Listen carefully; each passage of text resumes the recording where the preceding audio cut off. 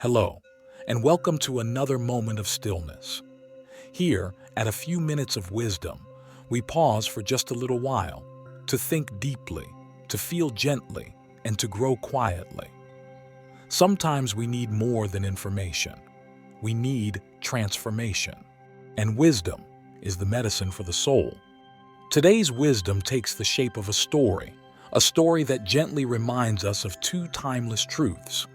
The tongue has the power of life and death. Proverbs 18:21. Man conquers the world by conquering himself. Zeno of Citium. There once was a boy, perhaps 12 or 13 years old, who struggled with his temper. He was loud, impulsive, and intense. He would yell at his parents over little things like broccoli on his plate, being told to turn off the TV, being asked to help his younger sister with homework.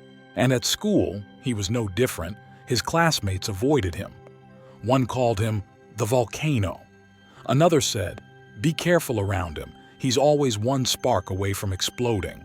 Teachers wrote notes home, and he was often sent to the counselor. But nothing changed. So his father, though patient, began to worry. "If I don't stop this now," he thought, "my son will hurt the world, and the world will hurt him back." So, one afternoon, the father picked him up early from school. They didn't go home. Instead, they went for a walk in the woods. They walked mostly in silence.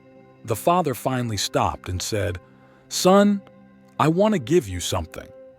From his backpack, he pulled out a heavy sack of nails and a wooden-handled hammer. The boy looked puzzled. "What is this for?" said the boy. "Every time you feel angry," said the father, "go outside and hammer a nail into the wooden door of your bedroom. Let it out there, not on people." The boy rolled his eyes but took the hammer. That first day, he hammered 42 nails.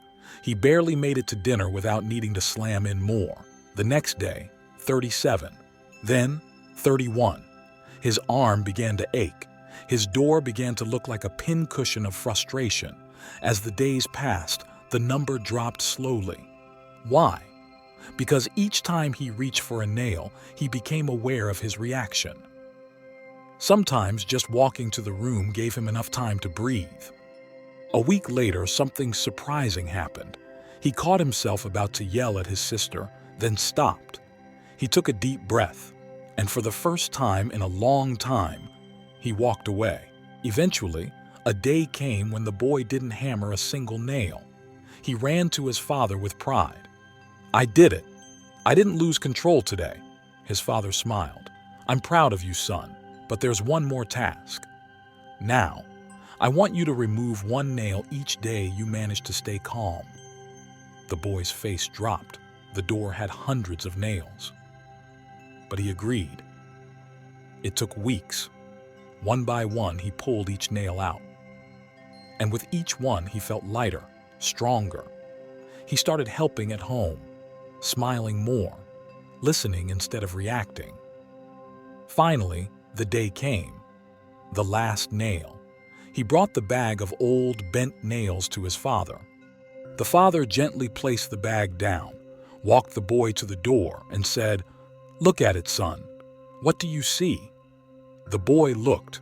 The wooden door was full of holes, scratches, and scars.